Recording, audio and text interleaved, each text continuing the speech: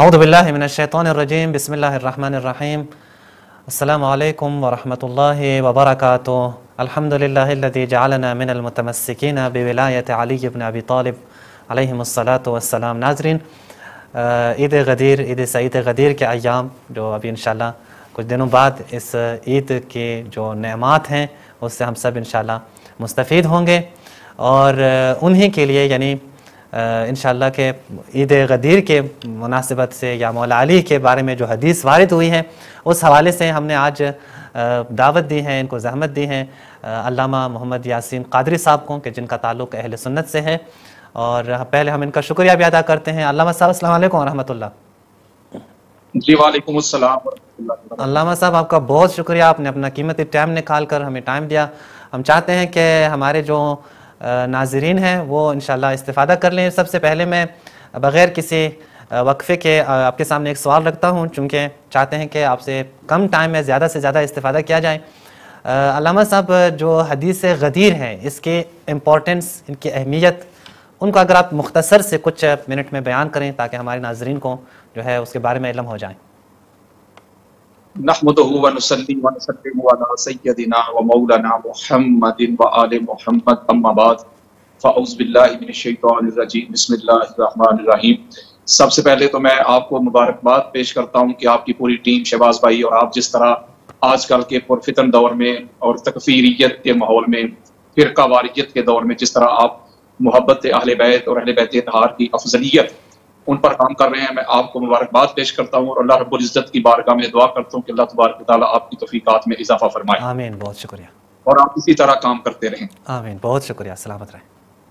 ये जो ईद गदीर है या ऐलान गदीर है या हदीस गदीर है, जो भी आप इसका नाम लेना चाहें, इस्लाम में इसकी बहुत ज्यादा अहमियत है। चूंकि ताजदार कायनात, ताजदार उम्मम मोहम्मद मुस्तफ़ा सल्लल्लाहु अलैहि वसल्लम के बाद चूंकि नबी क़यामत तक कोई आएगा नहीं, तो आका अलैहिस्सलातु वस्सलाम के बाद अल्लाह रब्बुल इज़्ज़त ने बनी नो इंसान की रुश्द व हदायत के लिए कुछ ना कुछ तो एहतमाम करना था। और वह एहतमाम यह था कि ताजदार कायनात पे अल्लाह रब्बुल इज़्ज़त ने नबूवत को ख़त्म कर दिया और मौला अली अलैहिस्सलाम से इमामत का आगाज कर दिया। माशाअल्लाह। मैं आपको इजमाली बयान देता हूँ कि ये जो ऐलान गदीर है, कुरान मजीद फुरकान हमीद की मुतअद्दिद आयात करीमा मजीदा हैं जिनसे ये बिल्कुल वाज़े और अज़र मिन शम्स है। कुछ लोग ये जो हदीस मुबारक है, मन कुन्तु मौला फ़हाज़ा अली मौला, इसकी एक टुकड़ा सा, एक जुज़ पेश करते हैं, अधूरी बात करते हैं, यानी यहूदियों वाला काम करते हैं। मैं आप तक पूरी बात करता हूँ कि जब आका अलैहिस्सलातु वस्सलाम ने गदीर के मुकाम पे सवालात राउंड अबाउट कम बेश जितने भी सहाबा किराम थे, all companion of the holy prophet हज़रत Mohammed peace be upon him, उनको जमा किया। जो आगे पीछे घूम फिर रहे थे उनको भी बुलाया गया। हजरत बिलाल रज़ी अल्लाह तआला अन्हु ने अजान कही और उसके बाद नमाज से पहले आका अलैहिस्सलातु वस्सलाम ने सहाबा किराम से 3 गवाहियां ली। ये हमारी अहले सुन्नत की 150 से ज़ायद कुतुब में ये रवायत मौजूद है जो मैं आपको सुनाने लगा हूँ। बल्कि इसके ऊपर मेरी किताब है अफजलियत साहिबुर राया फिल हदीसिल विलाया, यानी इस हदीस मुबारक के 350 तुरक मैंने बयान किए और इस तरफ पे भी गुफ्तगू की है। इंशाअल्लाह ताला वो इंशाअल्लाह आपको हम किताब भेजेंगे इंशाअल्लाह। तो हजरत जरीर रज़ी अल्लाह तआला अन्हु रवायत करते हैं कि आका अलैहिस्सलातु वस्सलाम ने जब हमसे गवाहियां तलब की तो पहली गवाही जो तमाम जितने भी हम सहाबा थे हमने आका अलैहिस्सलाम की बारगाह में अर्ज़ की, नशहदु अल्ला इलाहा इल्लल्लाह, यानी पहली गवाही जो सहाबा किराम ने दी कि हम गवाही देते हैं कि अल्लाह के सिवा कोई इलाह नहीं, अल्लाह के सिवा कोई माबूद नहीं, कोई इबादत के लायक नहीं। और दूसरी गवाही सहाबा किराम ने दी मुहम्मदुर रसूलुल्लाह, यानी आका अलैहिस्सलातु वस्सलाम की नबूवत और रिसालत की गवाही दी। और यहाँ बड़ी खास बात है किबला, जब 2 गवाहियां सहाबा से हो गई, अगर तो ला इलाहा इल्लल्लाह मुहम्मदुर रसूलुल्लाह ही काफी होता और दोनों गवाहियां काफी होती, इससे दीन कामिल हो जाता, मुकम्मल हो जाता, इंसान साहिब ईमान हो जाता, तो फिर तीसरी किसी शहादत, किसी गवाही की जरूरत बाकी ना रहती। बिल्कुल। जबकि 2 गवाहियां जब सहाबा किराम ने दी तो आका अलैहिस्सलातु वस्सलाम फरमाते भाई तीसरी। तो जब तीसरी गवाही का मुतालबा किया आका अलैहिस्सलातु वस्सलाम ने तो सहाबा ने अर्ज़ की अल्लाह व रसूलुहु आलम, कि या रसूलल्लाह तीसरी गवाही तो अल्लाह और अल्लाह का रसूल ही जानता है। अगर आप कुतुबे हदीस का, कुतुबे तफासीर का अगर आप मुताला करें, स्टडी करें, इसमें गोताज़नी करें, तो आपको समझ आएगी कि जो ला इलाहा इल्लल्लाह की गवाही है, इससे तो फकत शिरक का खात्मा होता है। क्योंकि जब इंसान ये गवाही देता है कि मैं गवाही देता हूं कि अल्लाह के सिवा कोई इबादत के लायक नहीं, कोई इलाह नहीं, कोई माबूद नहीं, तो शिरक का खात्मा कर देता है। दुरुस्त है। क्योंकि शिरक यही है ना कि अल्लाह के साथ किसी और को इबादत में शामिल कर लेना, शरीक कर लेना। इस अमल को कहते हैं शिरक और इस फाइल को कहते हैं मुशरिक। तो जब इंसान गवाही देता है, या सहाबा ने गवाही दी, या आज मैं और आप गवाही देते हैं कि अल्लाह के सिवा कोई इलाह नहीं, इसका मतलब है कि शिरक का हम खात्मा कर देते हैं। लेकिन कुफर होता है, क्योंकि अगर फकत ला इलाहा इल्लल्लाह ही काफी होता तो ला इलाहा इल्लल्लाह तो यहूदी भी मानते हैं, ईसाई भी मानते हैं, तो क्या हम उनको साहिब ईमान या मोमिन कहते हैं? कभी भी नहीं कहते। तो जब सहाबा ने मोहम्मद रसूलुल्लाह की गवाही दी तो फिर कुफर भी मिट गया। लेकिन कुफर के मिटने के साथ साथ मुनाफकत थी, नफाक था। मुनाफकत ना ला इलाहा इल्लल्लाह से गई, मुनाफकत ना मोहम्मद रसूलुल्लाह से गई, बल्कि मुझे आजकल के जो तालीमी माहौल है उसका पता नहीं, लेकिन जब हम पढ़ते थे तो एक साल में हम 3 इम्तिहान देते थे। पहला होता था शशमाही, फिर नुमाही, और फिर तीसरा होता था सालाना कंपल्सरी एनुअल। अगर कोई बच्चा शशमाही में पास, नुमाही में पास, एनुअल सालाना में फेल, तो वो फेल समझा जाता था। क्योंकि पहले जो 2 होते थे वो उसका मेरिट, उसकी काबिलियत को चेक करने के लिए होते थे, वो इख्तियारी होते थे, वो फैसला कुन नहीं होते थे। फैसला कुन हतमी, कंपल्सरी, लाजमी होता था एनुअल। तो उसी पे फैसला होता था, अगर उसमें कोई पास है तो पास, उसमें कोई फेल है तो फेल। बल्कि अगर आप शिया सुन्नी दोनों घरों की कुतुब का मुताला करें, स्टडी करें, तो कब्र में भी 3 सवाल हैं। जी जी। पहला सवाल है मन रब्बो का, ए मर के आने वाले, कोई शिया, कोई सुन्नी, कोई देवबंद, कोई अहले हदीस, ए मर के आने वाले बता तेरा रब कौन है? अगर उसने कह दिया रब्बी अल्लाह, मेरा रब अल्लाह है, तो अल्लाह को उसने पहचान लिया ना। किबला ये बड़ी खास बात दे रहा हूं। जी जी। अगर कब्र के इम्तिहान में अल्लाह की मार्फत से जान छूट जाती जी, तो अल्लाह को तो पहचान लिया, लेकिन अगर इसका जवाब आया या नहीं आया, दूसरा सवाल फिर आ गया, माँ दीनों का, तेरा दीन क्या है? दुरुस्त है। इसका भी अगर उसने जवाब दिया या नहीं दिया, फैसला इस पे भी नहीं। अब तीसरा कंपल्सरी आ गया, हतमी आ गया, फैसला कुन आ गया। मैं दोनों रवायतें जमा कर रहा हूं, मन नबियों का व मन इमामों का। अब बता तेरा नबी कौन है? वफी रवायत मां कुंता तकूलु फी हाज़ा जो मोहम्मद, यानी कि तीसरे सवाल का, मां कुंता तकूलु फी हाज़ा रजुल मोहम्मद, दुनिया में इस शख्सियत के बारे में क्या करता था? तेरा नबी कौन है? तेरा इमाम कौन है? तीसरे सवाल का जवाब आया तो फिर कब्र के इम्तिहान में पास है इंसान। पहले 2 का आया या नहीं है, उस पर फैसला ही नहीं है, तो फैसला है तीसरे पे, कंपल्सरी है तीसरा, खत्मी है तीसरा। तो ये 2 गवाहियां जब आका अलैहिस्सलाम ने ली, ला इलाहा इल्लल्लाह मुहम्मदुर रसूलुल्लाह, तो अभी फैसला कोई नहीं हुआ। अगर तो 2 गवाहियां काफी होती तो आका अलैहिस्सलाम फरमा देते, भाई ठीक है, तुमने अल्लाह की तौहीद की गवाही भी दे दी, मेरी रिसालत की गवाही भी दे दी, लिहाजा तुम साहिब ईमान हो गए, तुम्हारा दीन भी कामिल हो गया, तुम मोमिन बन गए।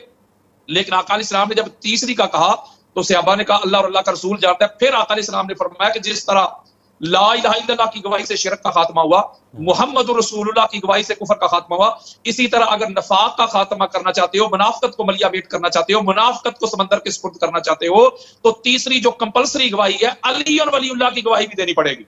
जब सहाबा ने अली और वलीउल्लाह की तीसरी कंपल्सरी हतमी फैसला कौन गवाही दी, तो बड़ी खास बात देने लगा हूं कि बिला हमारी अहले सुन्नत के सर का ताज है इमाम जलालुद्दीन सियूती, जी जी, उनकी तफसीर मंसूर, उसमें भी ये रवायत मौजूद है, दीकर कुतब में भी ये रवायत मौजूद है।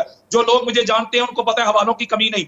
हमारी अहले सुन्नत की किताबें बड़ी पड़ी हैं कि जब सहाबा ने तीसरी गवाही दी तो जिब्रील अमीन हाजिर हुए आका अलैहिस्सलाम की बारगाह में, या रसूल अल्लाह, अल्लाह का अमर लेके आया हूं, अल्लाह का मैसेज, वही लेके आया हूं, कमांडमेंट लेके आया हूं, अमर लेके आया हूं, पैगाम लेके आया हूं। क्या अल्लाह रब्बुल इज्जत ने पैगाम भेजा है? क्या प्यारे मुस्तफा जिसने अली और वलीउल्लाह की तीसरी कंपल्सरी गवाही दे दी है, अब उसको अल्लाह का ये पैगाम पढ़ के सुना दें, क्या अल यौमा अकमलतु लकुम दीनकुम, आज तुम्हारे लिए तुम्हारा दीन मुकम्मल हो गया। सुभान अल्लाह। तो आपने कहा इसकी अहमियत क्या है?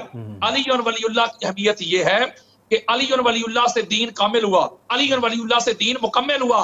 तो पता चला 2 गवाहियां जो थी वो काफी नहीं थी।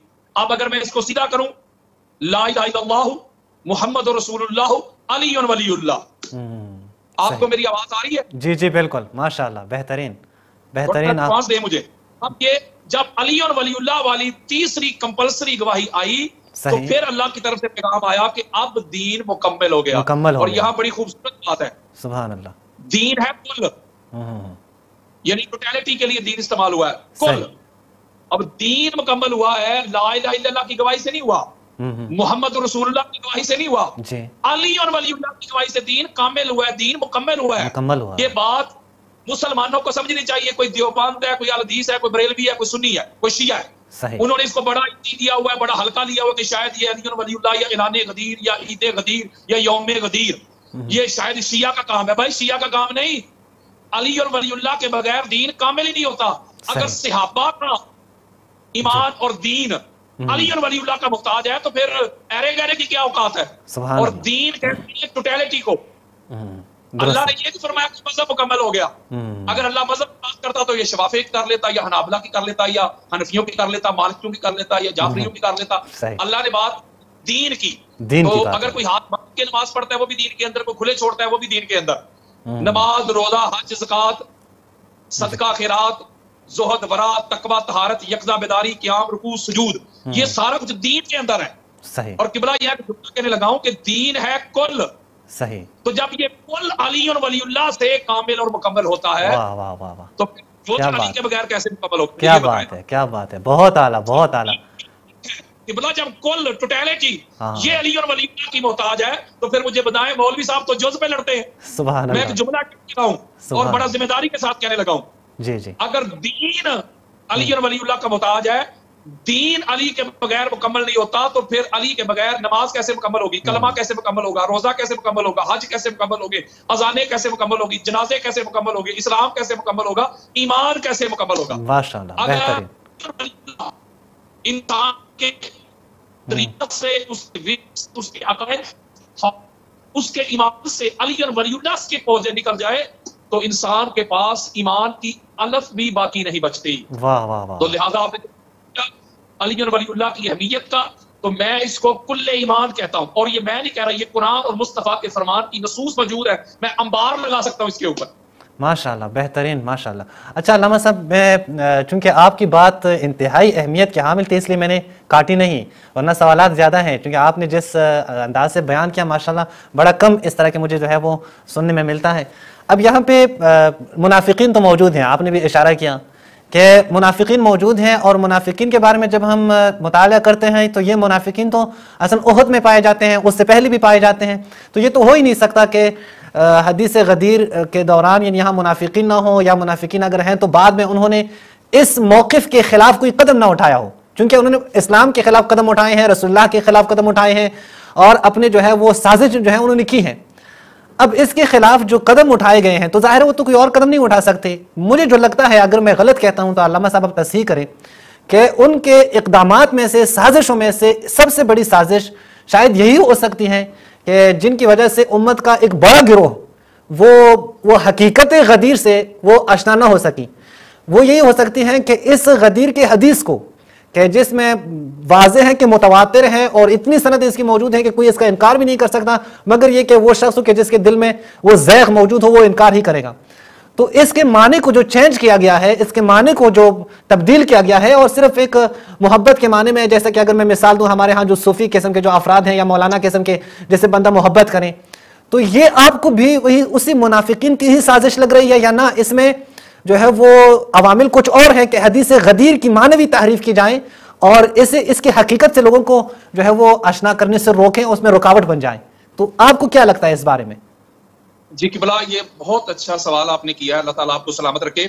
अगर मैं इसकी हकीकत आपके सामने रखूं, यानी कहता हूं वही बात समझता हूं जिससे हक ने आबिला मस्जिद हूं, न तहजीब का फर्जंद, अपने भी खफा मुझसे हैं बेगाने बिना खुश, मैं जहरे हलाहिल को कभी कह न सका कंद, मुश्किल है कि बताए हक भी नो हक अंदेश, काशाब के तोदे को कोहे दमावंद। इसमें अगर आप गौर करें, इसकी डेप्थ में जाएं, आप लोगों को भी छोड़ें, आका अलैहिस्सलाम ने जो साथ एक कंडीशन बयान की है उस पर जरा गौर करें। मन कुंतु, आका अलैहिस्सलाम ने फरमाया जिसका मैं मौला, सही सही, मैं यानी अली अलैहिस्सलाम की ये जो शान वलायत आका अलैहिस्सलाम ने बयान की है, फरमाया अली हर ऐरे गहरे का नहीं, अली हर नत्थु खैरे का नहीं, अली हर लुंडी का नहीं, अली हर जैद बकर का नहीं, जिसका मोहम्मद मौला है उसका। और जो लोग इस बात पे जोर देते हैं कि भाई हम उनको क्यों मौला माने, तो वो मौला अली अलैहिस्सलाम की वलायत के मुनकर नहीं बन रहे, बल्कि वो ताजदार कायनात की वलायत के मुनकर बन रहे हैं। और आका अलैहिस्सलाम ने मौला अली अलैहिस्सलाम की वलायत को अपने साथ मंसूब करके जोड़ के इसका माना इस तरह वाजे किया कि बिला सारी दुनिया तक पहुंचा दिया। आप इसका माना दोस्त करें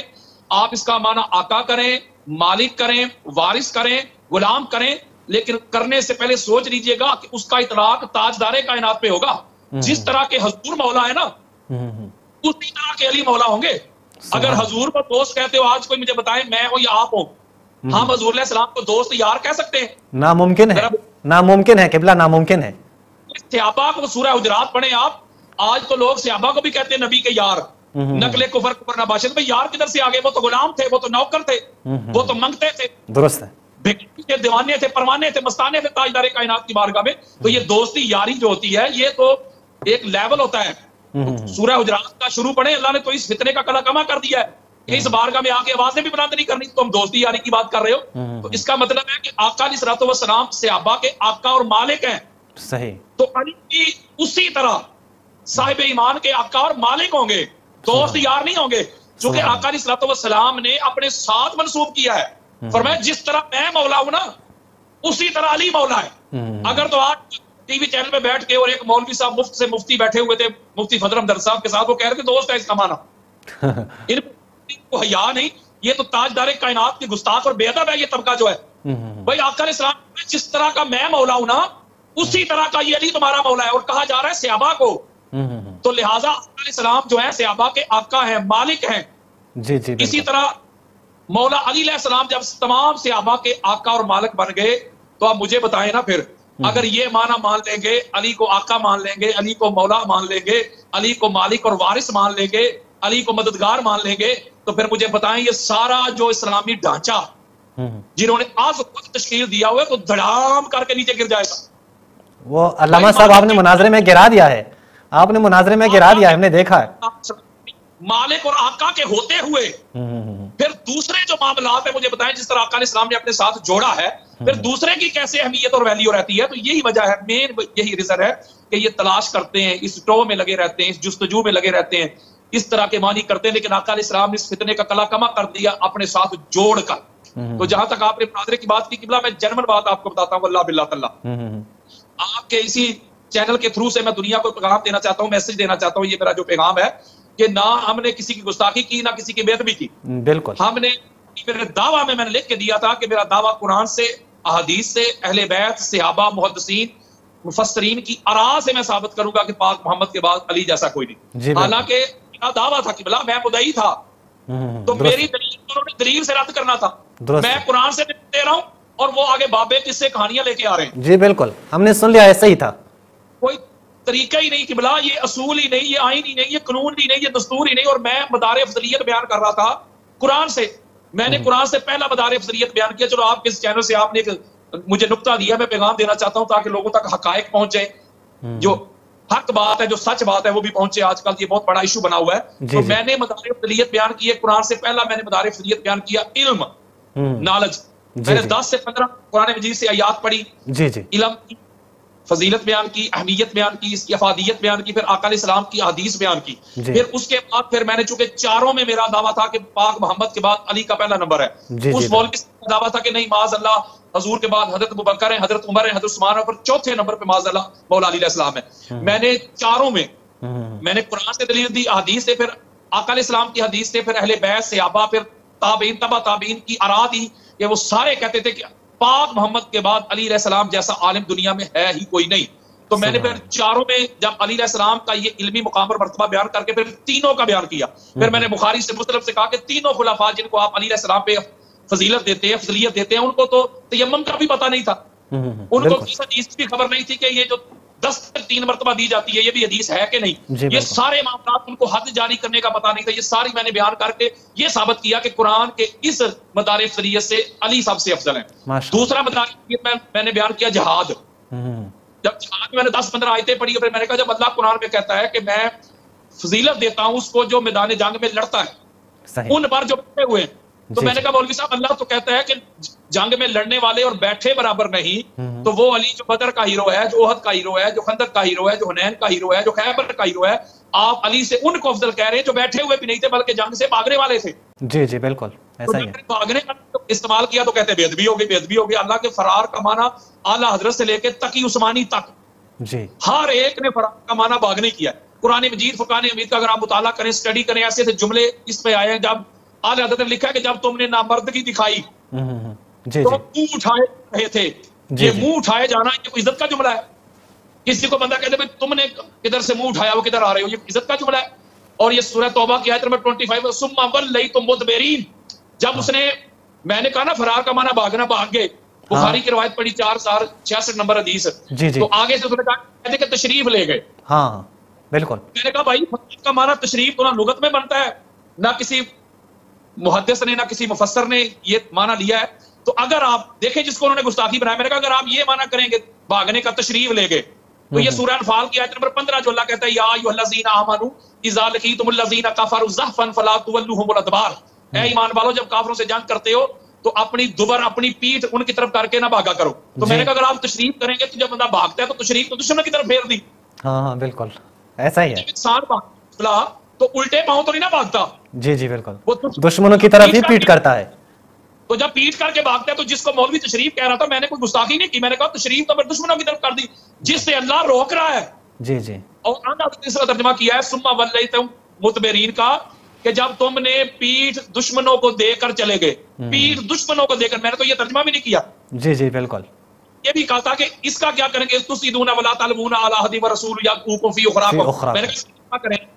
तो गुस्ताखी किधर से आ गई, बेअदबी किधर से आ गई? नहीं, किबला वो तो बिल्कुल भी आप छोड़ दें। मुनाजरे में तो उन्होंने कोई जवाब नहीं दिया। मुनाजरे के बाद अभी तक जो उनके हक में क्लिप्स आ रहे हैं वो मैं तकरीबन अक्सर मैंने देखे हैं और कुछ मैंने खुद भी नक़्द किए, यानी किसी एक क्लिप में भी मैंने नहीं देखा कि उन्होंने कोई बहादुरी बयान की हो कि ये इस चीज साबित है बहादुरी। वो सिर्फ हर क्लिप में सिर्फ यही है, राफजी हो गया है, इसने गुस्ताखी किया है, या राफजी हो गया है। जब वो कहता था, मैंने कहा था बता यार कोई दिखा, कोई जंग दिखा, उनका किसी बंदे को मारा हो, किसी काफिर को मारा हो, मुझे दिखा तो सही।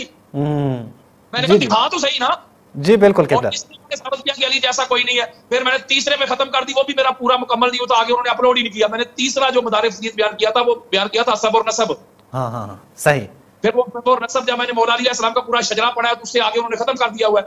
तो इधर ना कोई गुस्ताखी है ना कोई बेअदबी है, बल्कि मैंने जज को भी यही कहा है।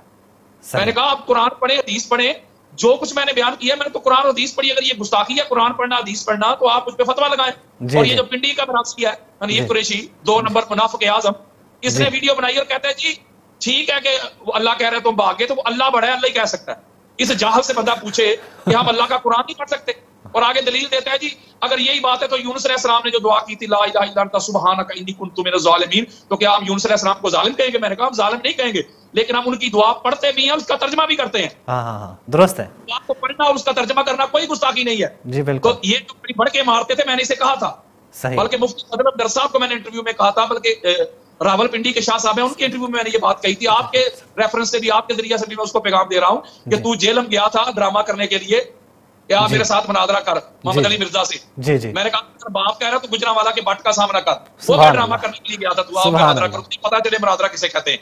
तो ये सारे मुनाफिक लोग हैं, और अल्लाह का फजल है किबला के अहले सुन्नत में जो मैं चाहता था, अहले सुन्नत में लोगों की आंखें खुल गई हैं। यकीन लोग मुझे कालें करते हैं, कहते हैं नामा साहब हमारे पास कुरान और हदीस के दलाइल के रद में सिर्फ कहानियां रह गई थी।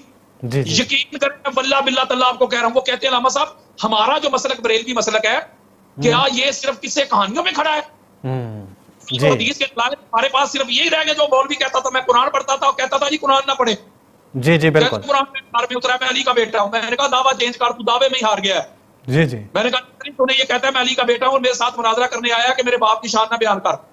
मेरा बाप इमामुल मुत्तकीन भी नहीं, मेरा बाप आलमुन नास भी नहीं, अशजाउन नास भी नहीं है। मैंने कहा ये बेटा है।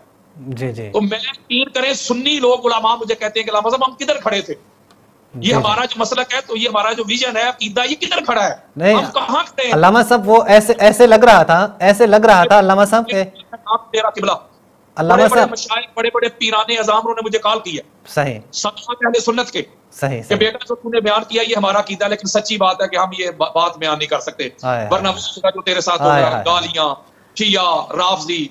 मैंने कहा किबला मैं तो नौकरी कर रहा हूं, लेकिन खुदा के लिए आ जाओ ना, चंदों के डर से अली को छोड़ दो। नहीं मुरीद भागते भागते हैं तो भाग जाए, हक बात करें, सच बात करें। तो मैंने तो इनके किस्से कहानियों को कराची के समंदर में बहा दिया था अल्हम्दुलिल्लाह। इनके वो झूठे जितने भी दावे नजरियात थे, मैंने कुरान और हदीस के दलाल के नीचे उनको दफन कर दिया था। इनके पास जब कुछ बचा ही नहीं जी जी तो फिर इन्होंने डोरा पीटा और उनको साथ मिलाया। किबला जिनको सारा साल ये कहते हैं नबी के गुस्ताख हैं, जी उनको जी साथ मिला, मुझ पर FIR करवा दी कि गुस्ताखी हो गई है। हालांकि गुस्ताखी एक जुमला भी नहीं था, जी बिल्कुल, एक लफ्ज भी था उसमें गुस्ताखी वाला, जी जी एक बिल्कुल, लफ्ज। मैंने तो मुस्तफा का फरमान पढ़ा है और अहले सुन्नत के लोग बेशुमार। देखिए बरी इमाम सरकार के जो सजादा नशीन है सैयद हैदर अली शाह गिलानी, उन्होंने मेरे हक में वीडियो बनाई। मोहम्मद अली मिर्जा ने मेरे हक में वीडियो बनाई है। जी जी इसी तरह डॉक्टर साकिर फरीदी साहब ने मेरे हक में वीडियो बनाई है। बेशुमार दीगर बेशुमार अहले सुन्नत के उलमा, तैयब शाह गिलानी, दीगर बेशुमार है कि जिन्होंने इसकी तायीद की है, तस्दीक की है कि ये कोई गुस्ताखी नहीं, बल्कि अब सुन्नियों में 2 गिरोह आ गए हैं अफजलियत वाला। जी जी अल्लाह के फजल करम से ये काम अल्लाह और अल्लाह के रसूल ने हमसे लेना था। हमने फजल करम से, बड़े बड़े नाम है, मैं नाम नहीं ले रहा, उन्होंने कहा कि बेटा जो तूने काम किया तुझसे अल्लाह ने लिया है, जी ये काम हो गया।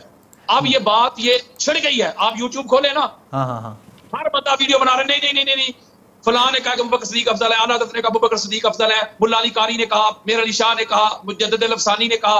अब इनको पढ़ के इनके पास दलील ही नहीं कुरान और हदीस के रद्द में। जी बिल्कुल, तो अल्हम्दुलिल्लाह सुम्मा अल्हम्दुलिल्लाह, अल्लाह के अल्हम्दुलिल्लाह, फजल करम से ना हमने किसी की गुस्ताखी की है नाज़रीन, ना बेअदबी की है, ना इहानत की है, बल्कि इस मुनाज़रा के स्टार्ट में मैंने हलफ दिया था हाथ उठा के ऐसे, वो आप देख सकते हैं। दुरुस्त, मैंने हलफ दिया था कि किसी शख्सियत की गुस्ताखी बेअदबी का शायबा भी नहीं मेरे दिल में, मेरे वहम में, मेरे गुमान में।